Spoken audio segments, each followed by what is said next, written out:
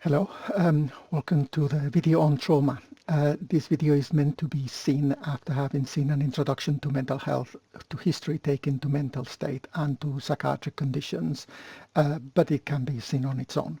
The idea is trauma is a very important subject in medicine, and there is 5 things that I want to talk about. First, we'll do some definitions, what words mean, and then I'll talk a little bit about the biology of trauma, what happens to the body when you have emotional trauma, then the psychology of emotional trauma, so the psychological ideas that you need to understand. Then I'll cover quickly some psychiatric conditions linked to trauma, and finally I'll try to explain the relevance of trauma to medicine, not to psychiatry of mental health. So I guess we need to start by defining the word trauma. And the word trauma, the definition of it is what happens when stress is too much. So we need to define stress as well. So the idea is stress is the state, or psychological stress is the state of worry, mental tension caused by a difficult situation. So that's what WHO says. I don't really like this definition very much. I think stress, we will talk more about what it means, but to define it by worry and mental tension. I think worry and mental tensions are the consequences of stress. I think stress is the situation, is when a person is met with a challenge, an emotional or behavioral challenge that pushes what they can cope with. I'll speak more about this in a minute. As for trauma, the definition of emotional trauma that I want to use is the idea that trauma is what happens to your mind when you cannot cope with the stress that you're under, and the consequences of not being able to cope change the way your mind works, or change the way your mind is. So the consequences of stress when you cannot cope. That's the definition I want to use. So let's dwell in it a little bit more. So the idea of stress comes originally from physics. So this stress is defined as a force acting on a material, yes, causing a deformation of the material. So that's the definition of stress, so a force on a material. And what happens to the material when you put a stress on it is that it deforms elastically, which means that it changes its structure whilst you're applying the force, but the minute you stop the force, it goes back to where it was. And elastic deformation happens while stress goes in until you get to a point where the object does not bounce back. The deformation stops being elastic and becomes plastic, i.e. the change is irreversible. You've put so much force on an object, the object has changed. And if you keep applying force, it comes to the point where what physics call failure, which is when the material breaks. Yes. So it's interesting to hold on to this analogy to physical stress, to psychological stress. So there is an elastic, a plastic component of the deformation, and then failure. That's what physics say about stress. Because stress is also used in physiology, in medicine. So we talk about stress, but in physiology, in biology, stress has a slightly different meaning, because biological systems tend to have homeostasis, they tend to be balanced, and that's what a system is, an object is, and when you apply a force, i.e. when the homeostasis gets challenged and there is a little variation, the system, the physiological system, becomes dysregulated, and then the regulation mechanisms kick in to return to homeostasis. So stress in physiology is variation from homeostasis. That's the definition of stress in physiology. And of course, when that variation becomes too much for the system to return to homeostasis, then you get a failure of function of that system. So take, for instance, glucose. So we have a physiological level of glucose in the blood. If it goes too low, that's a stress. And then the mechanisms in the system kick in to raise the glucose, insulin and glucagon, all that balance. But if that doesn't happen, then the hypoglycemia becomes too much and there is a collapse. So a failure of function. So the glucose is not maintained the way it should be. That's how stress is understood in physiology, in biology. In psychology, we will borrow ideas from both of those worlds, physics and physiology. Because in psychology, what we say is the stress is the situation that challenges your emotions and your behavior, your mental functioning, to the point where you're not able to cope. There's this very interesting word, cope. Yes, and the minute you stop coping, that's when you are on trauma, and then you can failure to function psychologically, and then that's like in physiology, you have in physiology you have a mental collapse. Yes, so let's examine this word cope and what it means. Yes, so we use it as a verb, coping, and what it means is to deal successfully with a difficult situation, i.e. to behave with a difficult situation in a way that is successful. Yes, that you continue to function. Yes, that's the definition. Of course, what follows from the verb coping is the noun coping mechanisms, which is the way we behave, the strategies we deploy in order to cope in a difficult situation. And that's a key idea that we need to define. Okay, so we have the idea of stress, and we know that stress affects the mind, the psychological processes that allow you to behave and to cope, and sometimes you can cope, and sometimes you cannot cope, and sometimes you fail altogether. Yes. So what happens is when stress affects the mind beyond the point that you can cope, your mind changes. Just like in physics, the deformation stops being elastic and becomes plastic. So after a certain amount of stress that you cannot cope with, your mind changes, and is not working the same way it was working before, and that's what we call trauma.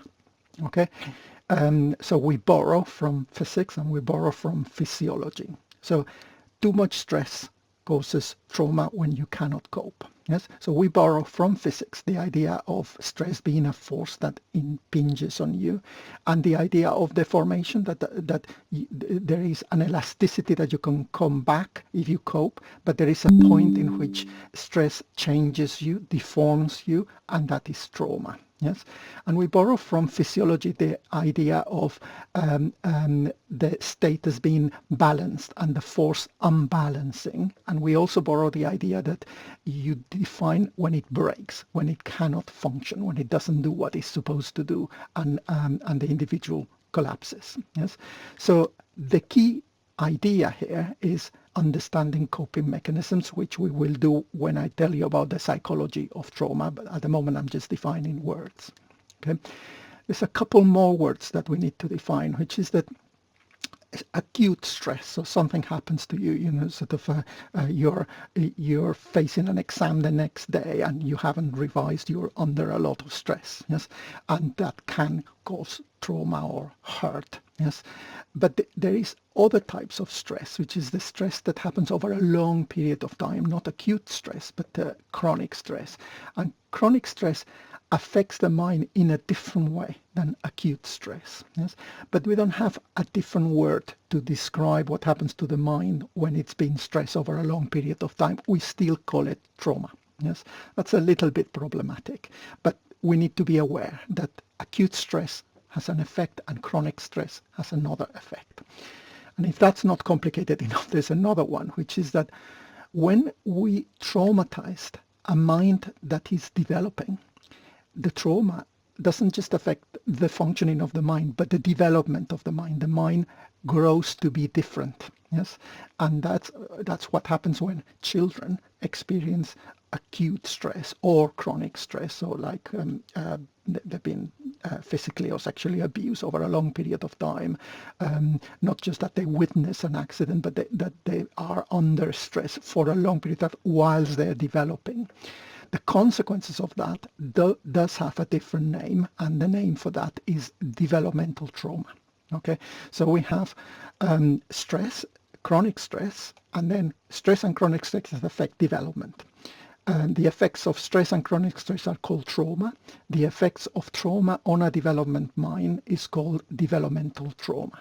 Okay, so that's all the words I wanted to cover. Okay, and then the two ideas, which is what is coping and what is not coping, and the idea of coping mechanisms. And with that, I think I've covered all the key definitions that I wanted to clarify before we move on to talk about the biology of trauma. Yes, so we are not talking about biological trauma, we're talking about emotional, psychological trauma, but there is a biological basis to emotional psychological trauma because it happens in our nervous system, in our body. Yes, and that's what I'm going to talk now.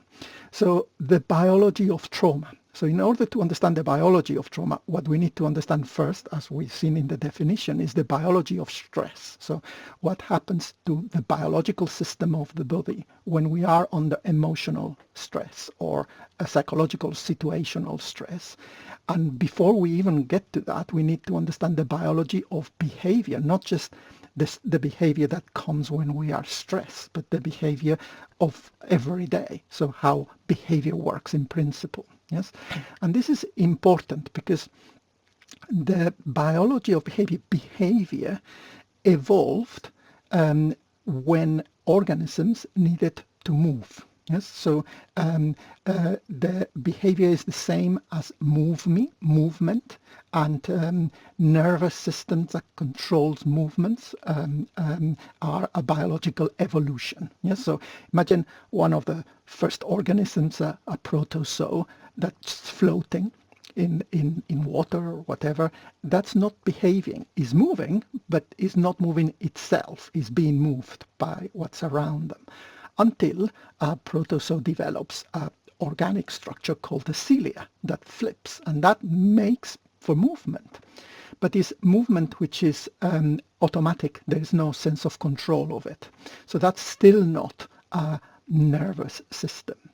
But the minute that organism develops some kind of sensor, and that sensor is connected to the cilia, so for instance, there are protozoas that have a light sensor that is connected to the cilia, that makes for a control system between a sensor and an effector. That means that there is a behavior which is controlled by the organism. It moves towards the light. Yes, so phototropism, that is behavior. So now we have proper behavior in an organism that is controlled by a nervous system. A nervous system is a sensor and a movement and something that controls the two. So in the protozoa I've just described is the simple as it gets. Give it 2 billion years evolution and you get a nervous system like ours, yes, that controls behavior to a much more complicated degree. Yes, when we think of nervous system, we think of the brain. You know, we say my brain, my mind instinctively, and that's not quite right. So first of all, the nervous system is not the brain. The nervous system is much bigger. It encompasses all the peripheral nervous system that moves everything in the body, and not even the neurons, because the system that controls behavior also includes glands that produce chemicals that alter behavior. And that is really important because that evolved before brains evolved. Yes, so we call this the adrenal axis, and this is the first evolution of a system that allows us to cope with stress. Yes, so we know about the adrenal system. So when there is a perceived stress, the adrenal system kicks in. The hypothalamus produces hormones that go to the pituitary. That releases hormones. The adrenal gland produces cortisol and adrenaline, and that affects the whole body. Yes, so adrenaline when it's acute, and cortisol when it's a chronic, and then those two kick in with another peripheral nervous system, which is the sympathetic peripheral system, and that affects all the organs in the body. So that changes the way you breathe, changes the structure of the alveoli, changes the rate of heart rate, but also the strength of the heart rate, changes digestion, liver, hormones. The whole body is affected by this response. So this is a biological response to perceived stress that happens entirely in the body. The brain, except for the hypothalamus, doesn't come into it. And this evolved before we evolved frontal lobes or most of the brain, and it's designed to cope with stress because behavior is by definition what an organism needs to do in order to cope with situations. So there's the idea that the evolution of a nervous system that allows us to behave is intrinsically linked to responding to stressful situations. Okay, and it evolved as the adrenal axis and the sympathetic peripheral nervous system. And then that links up with the most primitive part of the brain, which is the limbic system.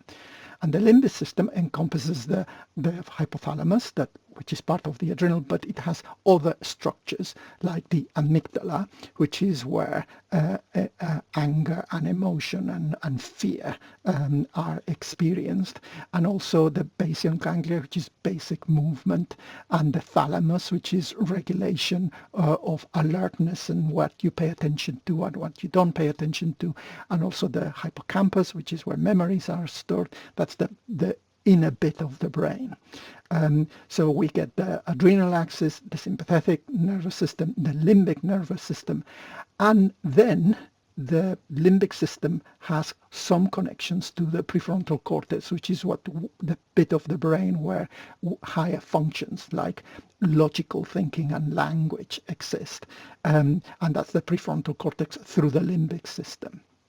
So this is roughly the four structures that are involved in coping or dealing with stressful situations.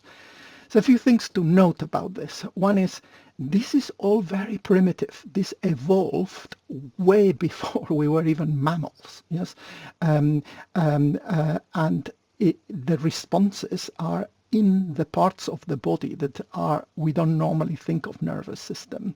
And a lot of these responses are automatic. We don't control them. They're like reflexes. They're built in our body, the way we respond to stressful situations. And most of it happens without us being aware of it, and it happens very fast. Okay, so that's what we need to know about the biology of stress. Yes. So how about the biology of trauma? So what happens when stress overcomes us? Yes. How does the brain change once we've had trauma?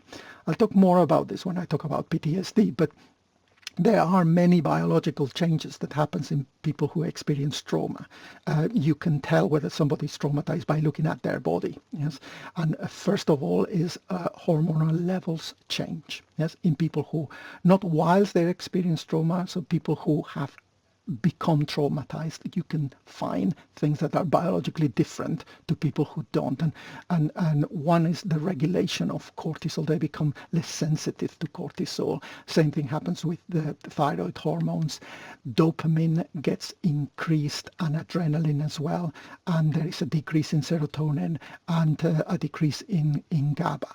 There's an increase in glutamate, an increase in neuropeptides and beta endorphins, which are very important to control to a lot of behaviors. Yeah, so these are objective things you can measure in people who've been psychologically traumatized. You can measure this in their bodies. There's also structural changes. So people who experience trauma like PTSD have an increased amygdala and a decreased hippocampus, and their cortex is also shrunk or less active. Yes, so these are objective biological things that we can see in people who have trauma. I could spend ages talking about each of those and what it means and what it does. I'm going to focus on two of them, which is dopamine and glutamate. Yes, so I don't like to talk about psychology via chemistry, but I'm going to make an exception. So dopamine is a key neurotransmitter involved in motivation, what makes us do things, and also is the mediation of when things are important to us. So things that become important is the experience of something being important and needing to be done is mediated by dopamine, and so is the anticipation. So not the reward, but the anticipation of reward, which is what makes you motivated, and it's therefore linked in addiction, because that's what this helps do things as opposed to do other things like take drugs as opposed to not taking them, because it becomes more salient. All that is mediated to dopamine. Most importantly, dopamine is the mediator between aversion and reward. So when something is aversive, so we want to avoid something, the more dopamine, the more aversive it is. And when something is rewarding, the more dopamine, the more rewarding it is. Yes? And that's mediated by dopamine. When we talk about the psychology, you'll see how this is relevant. And the last bit is glutamate, which is linked to cortical neurotransmitters. And the bit to know is that glutamate is involved in neuronal death. And this is important because in situations of huge trauma, the release of glutamate causes neuronal death in the hippocampus. So this is, if you want any more proof that psychological stress causes a biological change, is the neuronal death of hippocampus in trauma, in PTSD. So acute stress literally kills your hippocampus, kills your cells, causes brain damage. So if you didn't think there was a link between psychology and biology, there you have it. Okay, and I think I'll stop here for biology, but now we've covered the second bit, which is the biology of trauma. So emotional, psychological trauma has a biological basis. It happens in the body and it's experienced in the body. So when we talk about experience, we're talking about psychology. So that's the next bit we're going to talk about, which is the psychology of trauma. So how does it feel, and what do we think, and what do we do when we're under trauma? Yes, and to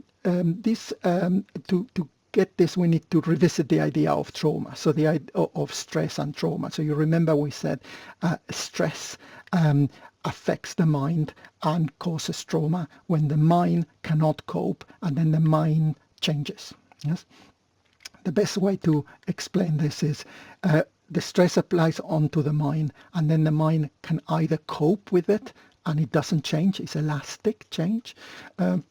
So the mind copes with it, there's an elastic change, you don't have trauma. But if you're not able to cope with it, and that leads to a change in the mind that is irreversible, then you call that a traumatic transformation of the mind, so a traumatized mind. And the difference between those two is how you cope with it, how you deploy coping mechanisms, what coping mechanisms, and how effective they are. Okay. In reality, it's a little bit more complex, because you remember when you put force on an object, it deforms elastically, then plastically, and then fails. So there's 3 states. So in reality, we should be talking about the elastic response to stress, which is when the mind goes back. You experience some stress, but you overcome it. The second is when you experience some stress, you cope with it in that you continue to function, but the defense mechanisms you deploy change your mind, and you're not the same that you were before, even when the stress is gone, because those defense mechanisms become embedded in your mind. So then you are still functioning, but you're traumatized. Yes. And then the last bit is when the defense mechanisms fail completely and your mind changes beyond, despite defense mechanism, and you cannot cope at all and you cannot function. And that's also trauma, but that's trauma when you cannot function. That's a different type of thing. So 3 things. Your mind functions, your mind is traumatized but still functions, or your mind is traumatized and unable to function. And that's when we say you've got a mental illness or you have a pathology. More about this when I do the psychiatry of trauma. So coping mechanisms are central to this. So I'm going to spend a few minutes talking a little bit about coping mechanisms. The first bit is the different ways of responding, and we like to classify to get our heads around things. So there are different ways on classifying coping mechanisms. The most common way of classifying them are coping mechanisms that are based on the problem versus coping mechanisms that are based on the emotion that the problem produces. For instance, the example I mentioned before, you have an exam, you haven't studied, you really stress. Yes, you have a stressful situation and an emotion that goes with it, which is you're anxious and worried about it. Yes, so you have a choice. You can do something that will help you with the problem, which is, okay, I'll sit down and I'll study more. Yes, or you might choose to say, actually, studying more is not going to help me, or I don't want to study more. What I want is to feel less stressed about it.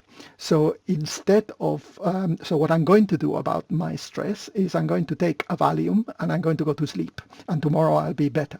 Yes, so you cope with the emotion, not with the problem that causes the emotion. Yes, so Valium says, I'll go and play a little bit of video games, and that will distract me from how anxious I am about the exam. Yes, so you can do coping mechanisms based on the problem, or coping mechanisms based on the emotion caused by the problem. That's the most common classification. There are other ways to classify which are slightly subtly different to each other. So sometimes the response to stress is instinctive. You do something that is inbuilt in your body. Yeah? So for instance, you get a threat and your heart rate goes up. Yes, that's an instinct. You're built to have your heart rate come up when you're frightened. Yes, nothing you can do about it. Yes, versus learned responses, which is, oh, I'm frightened, I am going to climb a tree, because that takes me away from the, and I've been taught how to climb a tree. You've learned how to respond. Yes. Here I want to mention one bit which is interesting. There are some responses which are both, like for instance breathing. Yes, so we have an instinctive way of breathing when we are frightened or under stress, but our conscious minds can override it, and we can make us breathe in different ways, which is why breathing has a special position in coping with stress, but more about that later. Yes, the other way to classify it is automatic versus deliberate. So that's slightly different from instinctive, because automatic is things that you do without noticing, and that might be because you've learned to do it without noticing, or because it was instinctive. But automatic means you do it without you noticing that you're doing it. Yes, and an example of this would be you are in the middle of something and you find yourself scrolling on the phone, and you don't know why you started scrolling on the phone, and that's probably an automatic response to some kind of stress. Yes, but you've learned to do that, and you do it automatically. You don't think, I'm going to go on the phone to distract myself. Yes, versus deliberate, versus okay, I am stressed, this is what I'm going to do about it.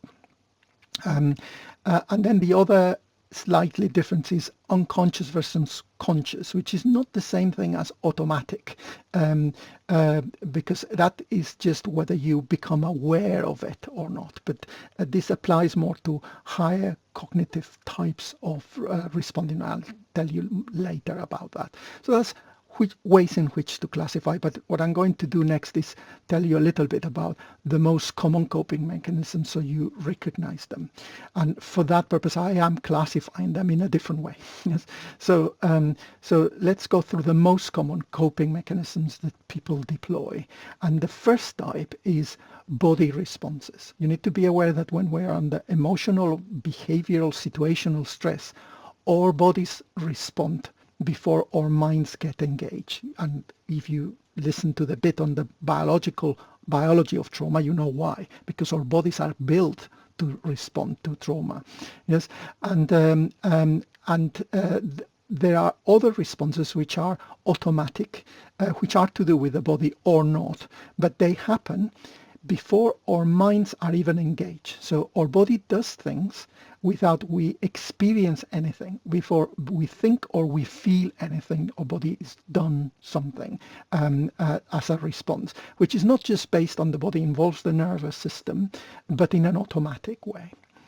Then there is another type, which is the responses that come once we have felt something. So we are put under stress, we feel something, and then we do something else.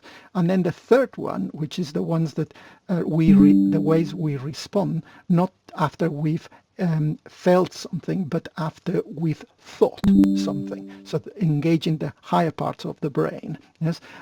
So I like to divide it into these four kind of levels. So I'm going to go. I spend a couple of minutes on each of those. So body responses, so the responses that are inbuilt, instinctive, and that happen without even engaging the higher parts of the brain or even the limbic system. You don't feel anything, you just do things. Yes, and that's the classic, you've heard this, of the freeze response. Yes, so this is very common in many animals, way less evolved or more primitive than us.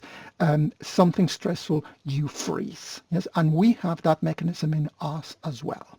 And the next one is the fight or flight. Yes, so something happens and our bodies are primed to fight or flight. Yes, we're hyper aroused, scanning everything, or digestion system shuts down, the blood gets redistributed in all the organs, so there's a body response preparing you for a fight or flight, for acute physical activity.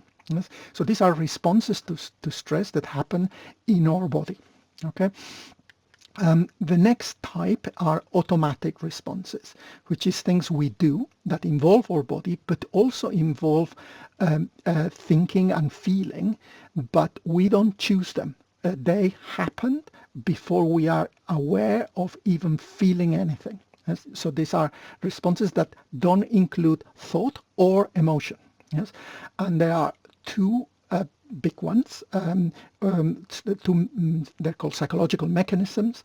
One is dissociation, which is when your mind shuts down one part before it feels it. Yes, an example of dissociation is when people have states of fugue or memory loss.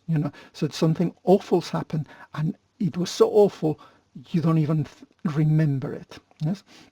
Or, for instance, hysterical blindness. Yes, so I once had a patient who picked up her dad's 12-year-old girl picked up her dad's phone and saw a video of her dad having sex with someone who wasn't her mom, and this girl went blind. Yes, so was blind for 2 weeks. So and she completely forgot about this. Nobody could work out why she'd gone blind, but she wasn't faking being blind. She couldn't see because there was a dissociation. So two bits of her mind that normally go together got separated. Yes, this is the basis of PTSD, which I'll tell you about later. This is a psychological mechanism that was described over 150 years ago by a psychologist, Pierre Janet, and then was rediscovered when we understood PTSD. So the mechanism of dissociation, this is very big. I can't give you all the details in this video. And the second one is the mechanism of somatization, which is that before you feel something in your mind, before you experience an emotion, that causes a physical symptom. Yes. So this is, for instance, I don't know, I've seen kids who, instead of feeling jealous, they develop a tummy ache, and they don't know they're jealous. They just know they have a tummy ache, but there's nothing wrong with their tummy. Yes, and somatization and dissociation are big subjects. They're worth a video on their own. I will give you a lecture on the clinical lecture series about those two things. So I'll move on from those two things. But these are automatic responses. There are two more automatic responses which are also very important, and the two main coping mechanisms. The first one is social contact seeking. So before you know you're traumatized, an automatic response when you're under stress is to seek out other people. Yes, and this is a very good way of coping with stress. Yes. So there are studies on PTSD, on who gets PTSD after there's been a catastrophe that's affected thousands of people. And the people who are able to find other people and go through the experience together with other people are way less likely to experience PTSD than the ones who experience it on their own. Yes, and this is something it's built on us. Yes, so we stress, we connect with somebody else, and often we pass the stress on to them. Yes, so for instance, the example I was giving, you haven't revised for an exam, is the next day you stress, the automatic response is go to your flatmate and say, mate, I'm really anxious about the exam tomorrow. That is social contact seeking, and you do that even before you think I'm stressed. Yes, so social contact seeking, another coping mechanism. And then the next one is reward seeking. So doing something that makes you feel better right now. Yes, and that's where getting your phone and scrolling, or having a drink, or doing something that in the past has given you immediate pleasure as a way of coping with stress. And this is important because this is how addictions develop, because this is linked to not just to the reward system but to the dopamine system that I mentioned before. Because the dopamine is very high because you're under stress, the reward feels way more rewarding and the aversion seems less aversive, so you tend to do things that you wouldn't do if you weren't traumatized. So those two automatic responses, social contact seeking and reward seeking. So that's the automatic responses. The next group is when you are able to feel something when you're under stress. Yes, and we call those emotional responses. And emotional responses are all the negative feelings, which we know. So the 5 key negative feelings, which is fear, anger, shame, guilt, and disgust. Yes, so those are the feelings that come with emotional stress, and then each of those feelings makes us respond to the feeling by doing things. Yes, often we do the same things I've described before: contact seeking, reward seeking.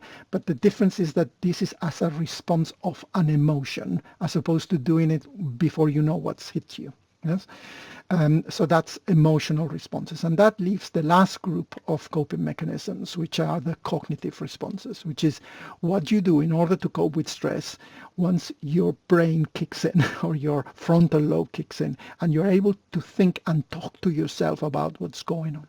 Yes, and when you manage to do that, the most functional coping mechanism is something called narrative reframing, which is you tell yourself a story that helps you cope with the stress or with the trauma. Yes, so you tell yourself, I am stressed because I've got an exam tomorrow.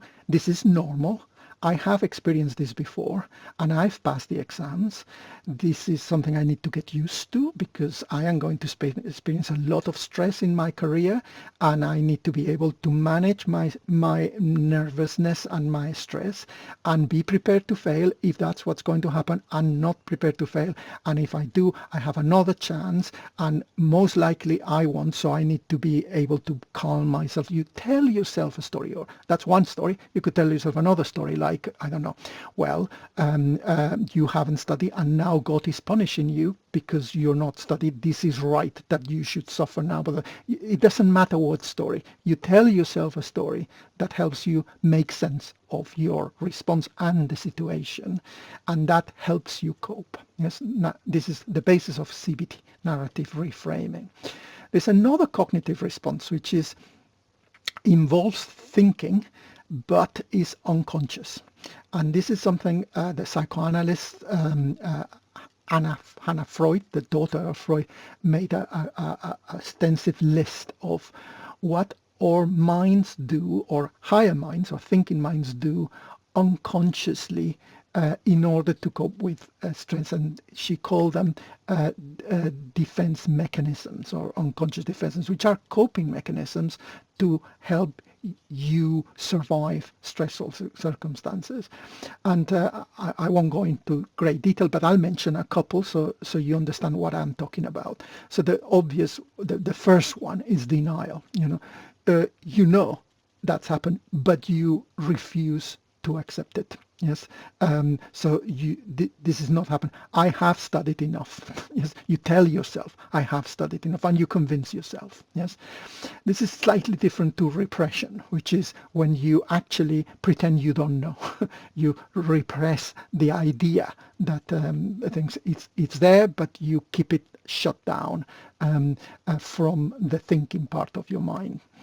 Another one is projection. So instead of saying, I haven't studied enough, you go to your flatmate and you say, mate, you haven't studied enough, you're going to fail. Yes, because you haven't studied. So the problem is still there, but you project it onto somebody else, and that makes you feel better. Yes. The next one is regression, which is you go back to a self before these problems existed. Yes. So, for instance, you get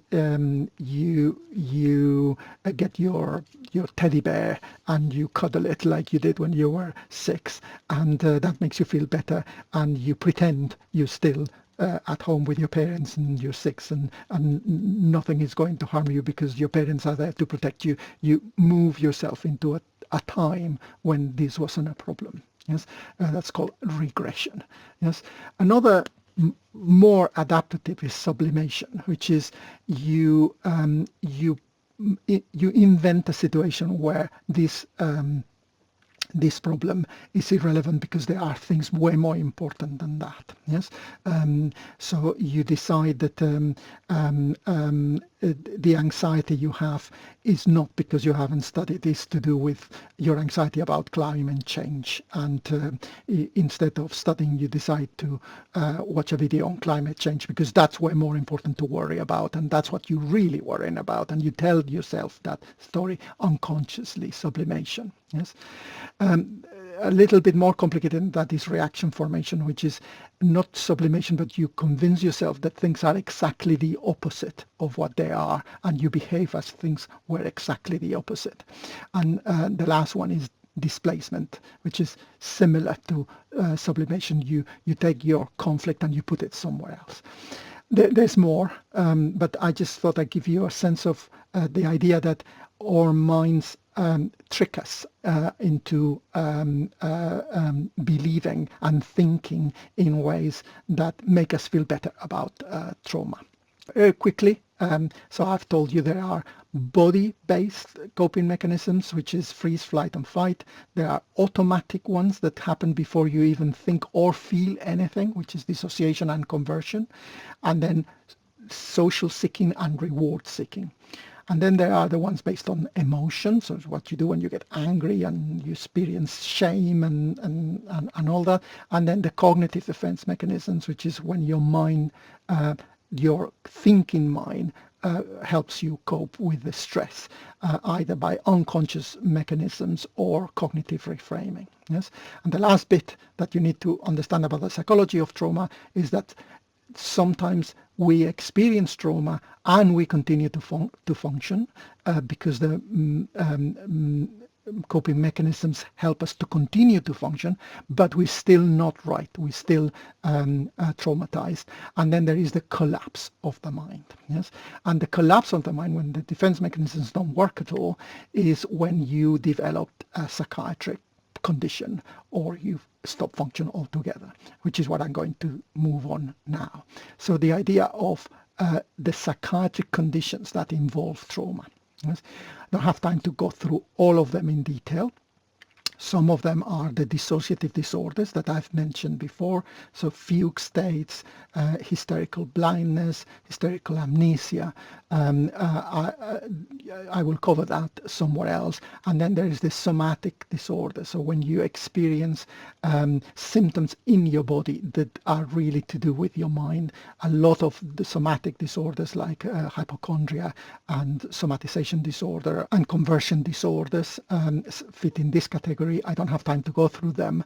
The two conditions directly link to psychiatric trauma are acute stress reaction, which is what we call when somebody is so stressful they can't function at all, like I was describing before, and then post-traumatic stress disorder, which is what I'm going to talk about now for a couple of minutes. It's the most important and the most common condition linked to stress and trauma. Yes, so the definition of post-traumatic stress disorder is that these are people who have experienced an extraordinary stressful event, and as a consequence later they experience flashbacks. Flashbacks are when they experience the situation that caused the trauma as if it was happening right now. So it's not that they remember it, it's not a memory, it's a video. They're experiencing the same situation again over and over and over and over. Yes, so the trauma is not remembered, it's relived, because and that's one of the problems of PTSD. The experience cannot be processed into a memory. The experience becomes repeating all the time. Yes, and as a consequence of that, they avoid anything that can trigger memories or the re-experiencing. So they stop doing things like going in cars or being in places where there are loud noises, and that changes forever. They can't cope with that in normal life, and then they are hyper aroused. So their nervous system, they get palpitations, they're sweating all the time. So the experience is physiological. It's the body that is not that is aroused all the time, and then this happens 6 months after the event has happened. So this is the definition of post-traumatic stress disorder, and this was created following wars. So the psychiatry first came in contact with traumatized people after the First World War, but after the Second World War, particularly people coming back from Vietnam and Korea, were the people who were treated, and this condition was described and invented.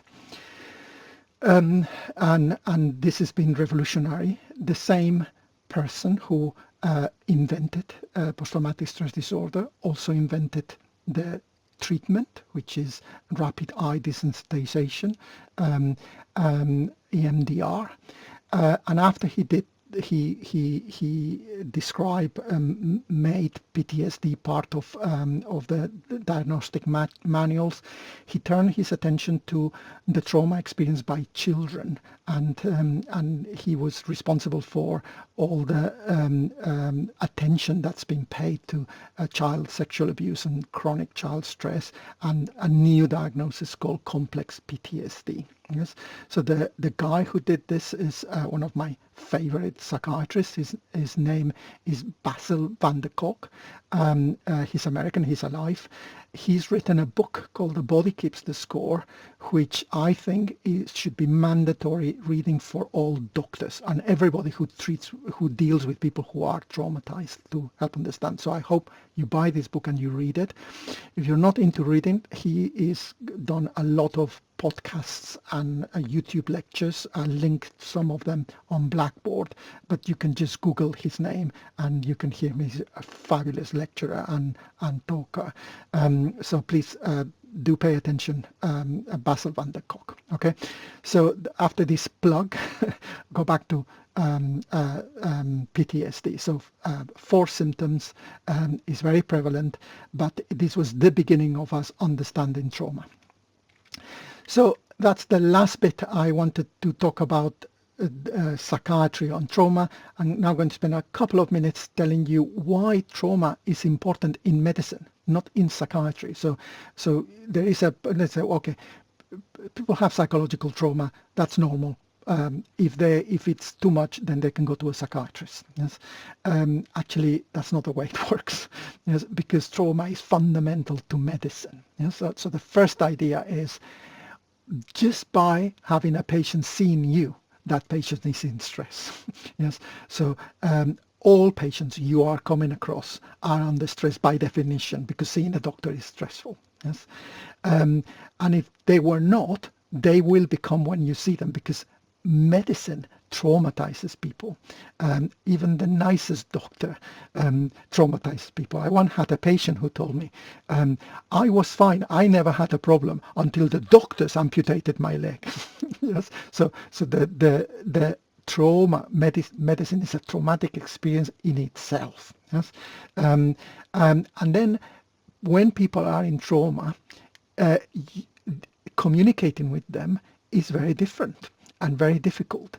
And since all your patients are in trauma or under significant stress, you should be able to understand stress and trauma, so you can talk to them and you can communicate.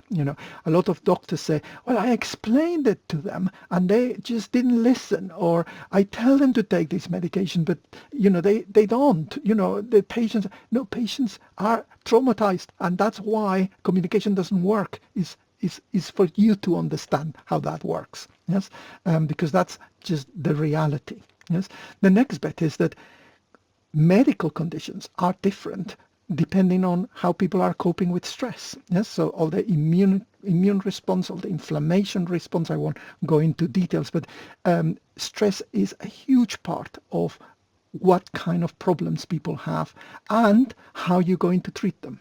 Yes. And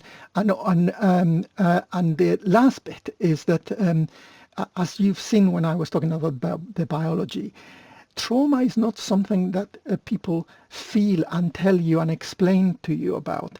Trauma is something that happens in people's bodies. Yes, and people present their bodies to us, to doctors. Yes, so we need to be able to recognize trauma in bodies. Yes, regardless of what people say, this is above minds.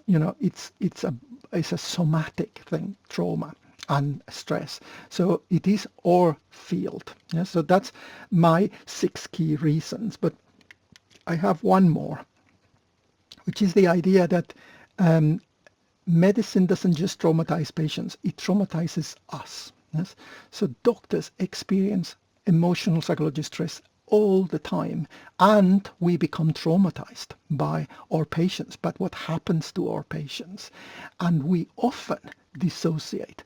Burnout, one type of dissociation. A lot of time we don't understand, are not aware we're dissociated, we are cut off, and people can tell us if we only talk to them, which takes me to the next bit, which is one of the issues of trauma is you look for social contact. Is one of the best coping strategies. So if you are aware of how traumatic what you're doing is, you need to be able to set up your informal or formal social networks to help you work with the stress that comes from work. Yes, and if you don't, you transfer that stress to your family. Yes, and if you do, and you do it successfully, you stop being traumatized and you become a much more effective doctor. Yes, and also it prevents you from doing other coping mechanisms such as reward seeking, like drinking or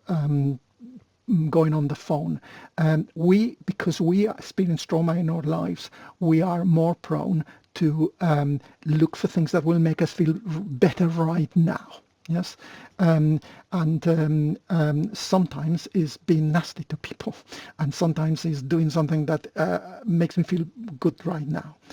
The bit I always keep in mind when I think of this is I remember in very busy, very the stressful wards. Yes, there is always lots of cake and biscuits, and the nurses make sure they always have sweets and things that they can give themselves when things are really stressful. Yes, and that's reward-seeking behavior that comes from coping responses, some functional, some dysfunctional. And the last bit is that is not about whether you have a good time or not, whether you suffer or not. Is that if you are traumatized and not coping, you become dangerous, and you are a dangerous clinician. I would say through no fault of yours, is because it's the nature of the work, but we do have an obligation of understanding how we respond to trauma, not just the patients. And that's the last thing I'm going to say. So I've covered 5 areas. So you remember I told you about the definitions of trauma, what happens when stress overcomes coping mechanisms, that there are is not acute stress, chronic stress, and then stress that trauma that affects development, that produces developmental trauma. Yes.